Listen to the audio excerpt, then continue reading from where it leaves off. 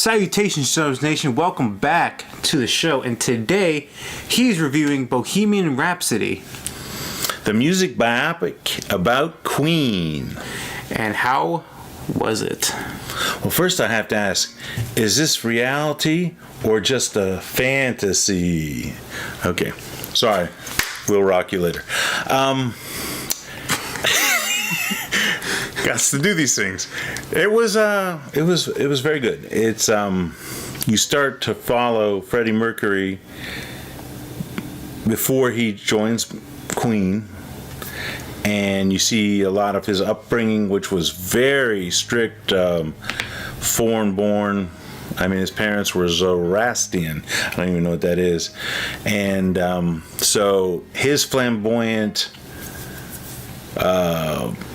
style and eventually his sexuality really kind of rubbed his, especially his father, the wrong way. But I mean, it's interesting. And then you get to see the Queen. You get to see him join Queen and start some of the early stuff.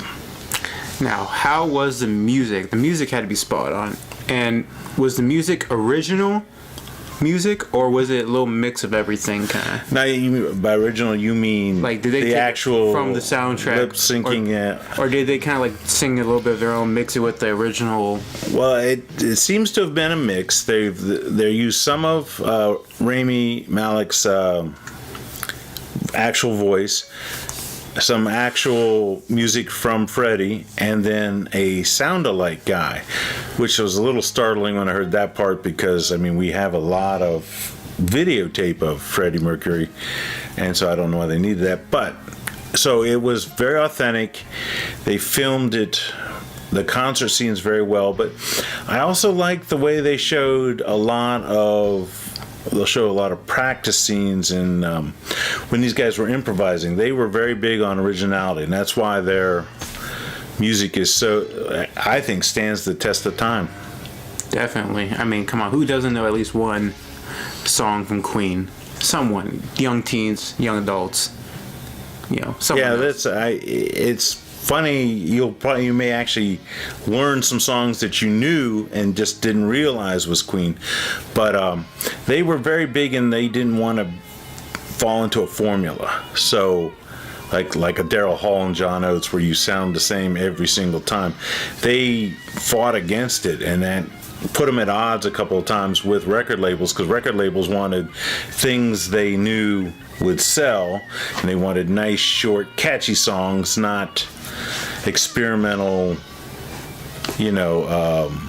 cutting edge art songs, which they could do both. Now, what were any negatives of this movie? Anything that comes to mind? Nitpicks? Or not a lot. I mean, it was, I just wanted more. I mean, that's really, it's like, going to grandma's house for Thanksgiving, and she feeds you a ton, and you fall off the chair stuffed, but you still wish there was more. Yeah. And there was lots of great music and fun scenes, but you could have used more, and there were songs and albums that they didn't touch on that I was like, oh, I wanted to hear that too. So stay for the credits, people. If we've learned nothing else from Marvel, stay for the credits, because you'll see archival photos and videos of the band and more of the music that wasn't featured in the movie. So that was fun. Now, is there any major highlights of the film you want to mention, or major pros that you really liked about the film? Well, overall, it raises the whole music biopic up. I mean, it's a kind of a history lesson, but you get the real flavor of the late 70s and 80s.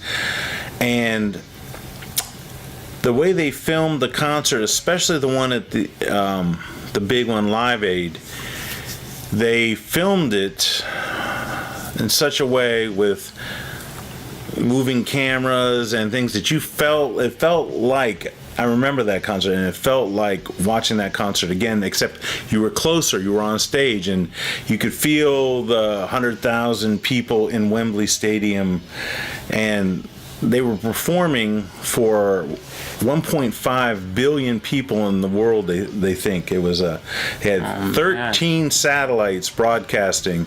The Olympics only got 3 satellites that year to broadcast, and they broadcast in 13. And so it was really neat. You caught the flavor, and you can see how the audience always reacted to Freddie, and he liked to write songs that they could follow along with, like, we will rock you. That was specifically written so the audience could sing with the group. And it captures that. He was a stage performer. He constantly said that was what he lived for. And it was the times in between the concerts that bothered him in real life.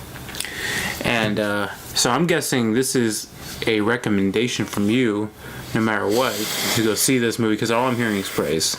Yeah, go see the movie, and go see it on a big screen. If you can get IMAX, and I think that's a first for us to say, go out and see it on a big screen, and just sit back and enjoy the concerts. The concert scenes will play so well on a big screen that it's worth that little extra bucks. Especially if you have like A-list or something where you get it for free. All right, so money or not, we're recommending IMAX, and even with money, if you don't pay for IMAX, go see the movie.